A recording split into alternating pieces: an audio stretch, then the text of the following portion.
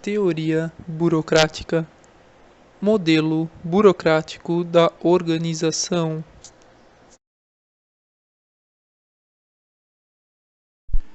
É uma forma de organização humana baseada na racionalidade, com fim de obter a máxima eficiência possível no alcance de seus objetivos.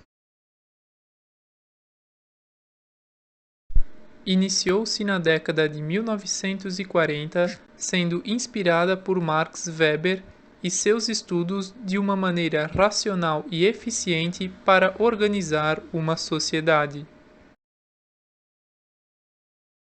Seu surgimento é proporcionado pelos seguintes fatores: fragilidade e parcialidade da teoria clássica e das relações humanas. São tidas como incompletas por focarem apenas em uma parte da organização, no processo como defende a teoria clássica e nas pessoas como defende a teoria das relações humanas. A necessidade de um modelo organizacional que envolvesse toda a estrutura, bem como o comportamento de todos os participantes, sendo voltada para toda a sociedade, especialmente as empresas. Crescimento do tamanho e complexidade das empresas, necessitando de uma maneira mais eficiente para organizá-las. Originou-se com as mudanças religiosas surgidas após o Renascimento. Segundo Weber, o sistema moderno de produção, racional e capitalista se originou da ética protestante, um conjunto de normas sociais e morais que pregava pelo trabalho árduo e poupança ao invés do consumismo. Para desenvolver sua tese, Weber estudou as sociedades e as classificou em 3 tipos. Sociedade tradicional. Predominam as características patriarcais e patrimonialistas, como por exemplo nas tribos indígenas. Sociedade carismática. Predominam as características místicas, arbitrárias e personalísticas, como por exemplo nas sociedades religiosas. Sociedade legal, racional ou burocrática, caracterizada pelas normas impessoais e racionalidade nas escolhas. Um exemplo é o exército. Cada tipo de sociedade possui uma autoridade à qual é conferida um poder que leva a uma certa dominação sobre os outros integrantes da sociedade. Autoridade tradicional. Os subordinados aceitam as ordens de seus superiores como justificadas, pois é desta maneira que elas sempre foram feitas. Pode ser transmitido por herança e é extremamente conservador. Exemplo, a família real britânica.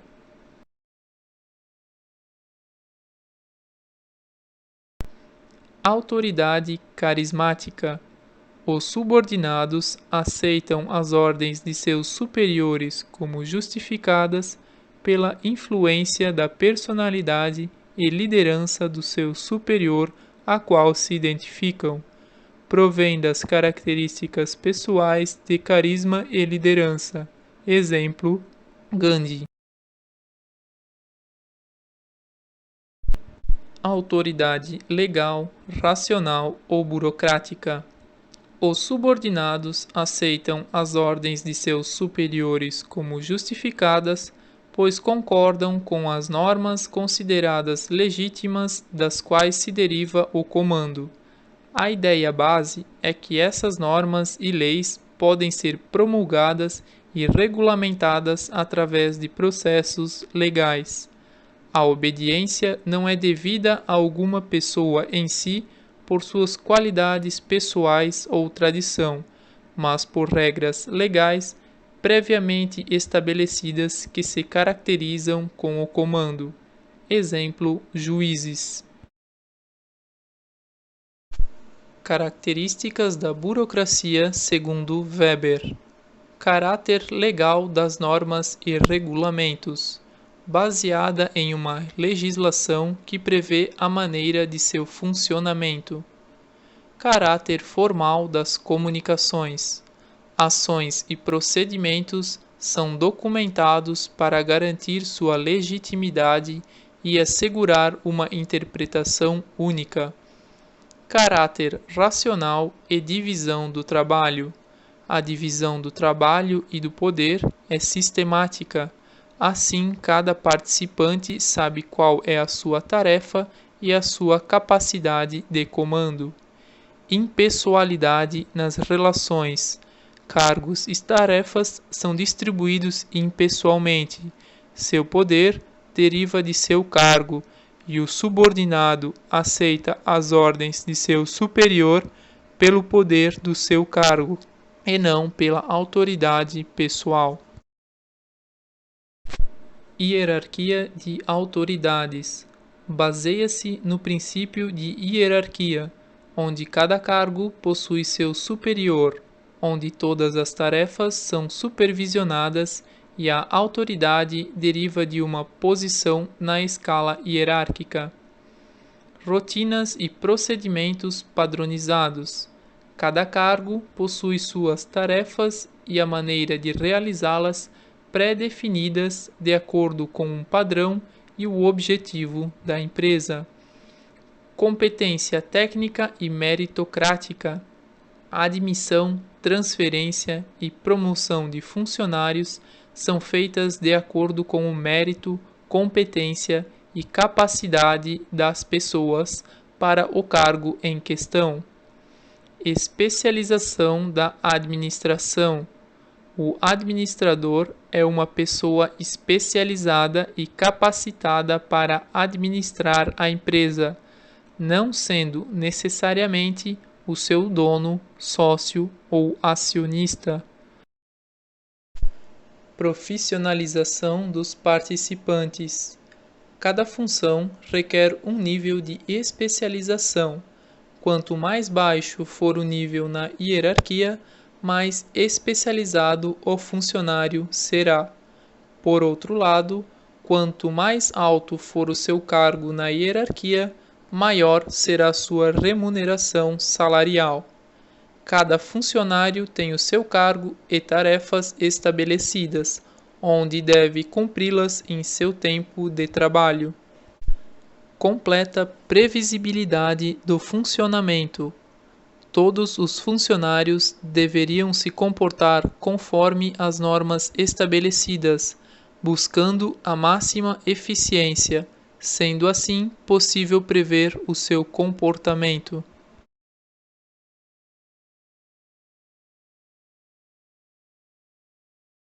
Desta maneira, as vantagens previstas no emprego do modelo burocrático de organização seriam as seguintes: precisão na definição do cargo devido à especialização e conhecimento dos deveres de cada cargo.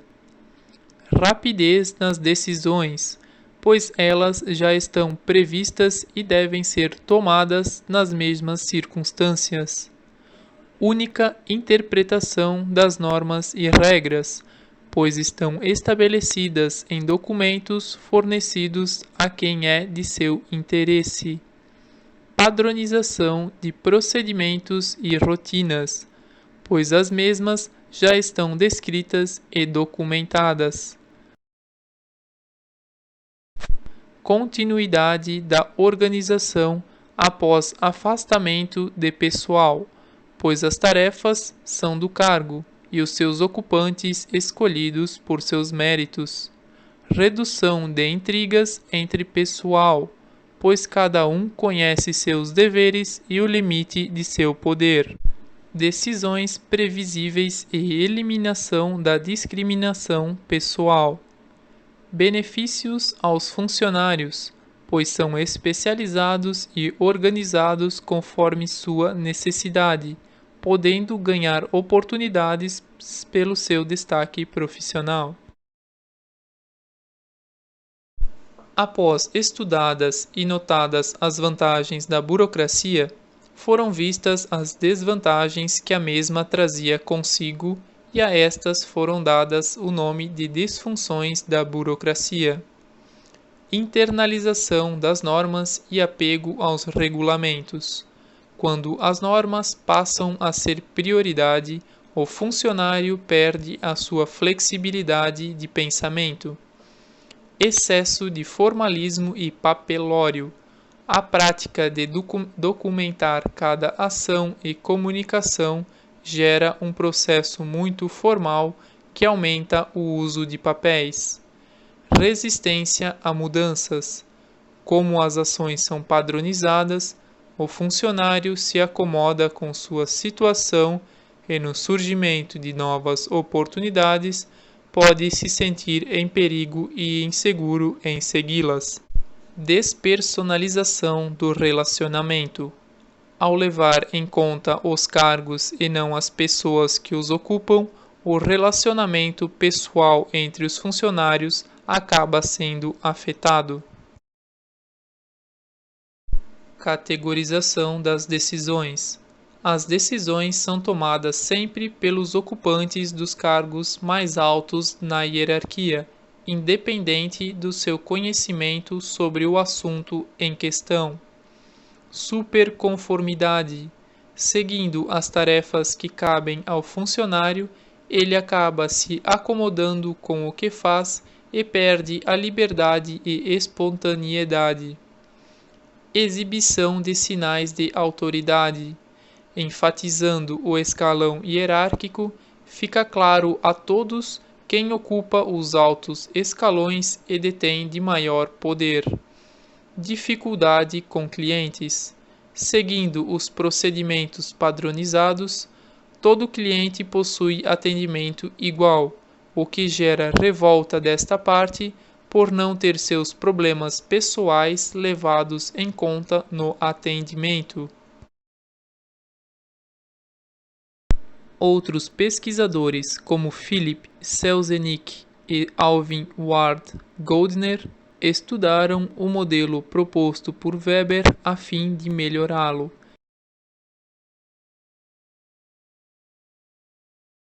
Criticando pontos como o excesso de racionalismo, limitações da teoria da máquina e sua padronização de tarefas e tomada de decisão, autoconservadorismo, falta de informalidade, falta de adaptação às transformações e exigências, tanto no meio externo quanto ao interno da organização.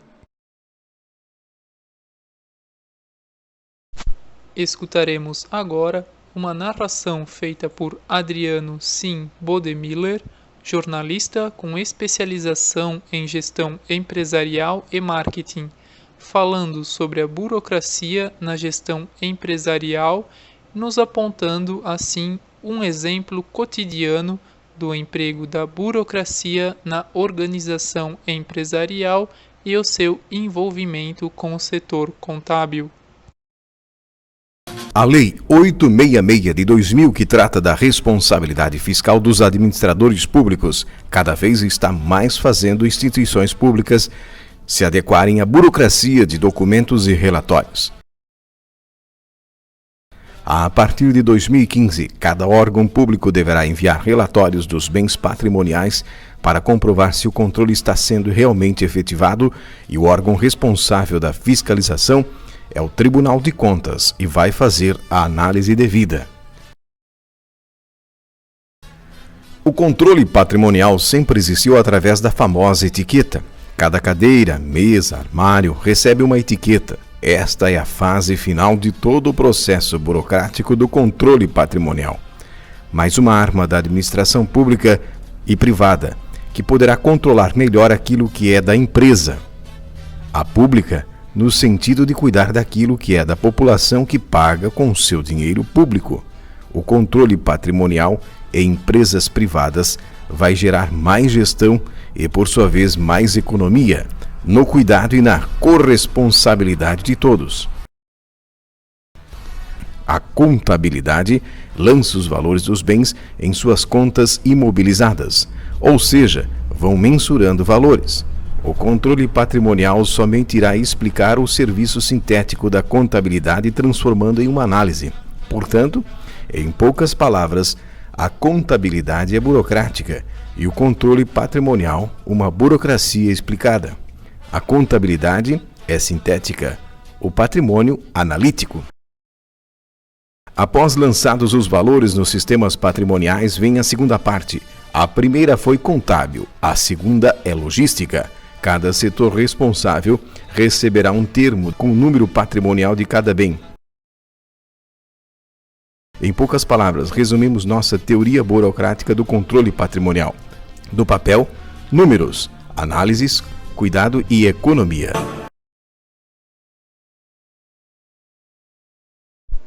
Deste modo, o modelo burocrático proposto por Weber se preocupa com a estruturação da organização como um todo.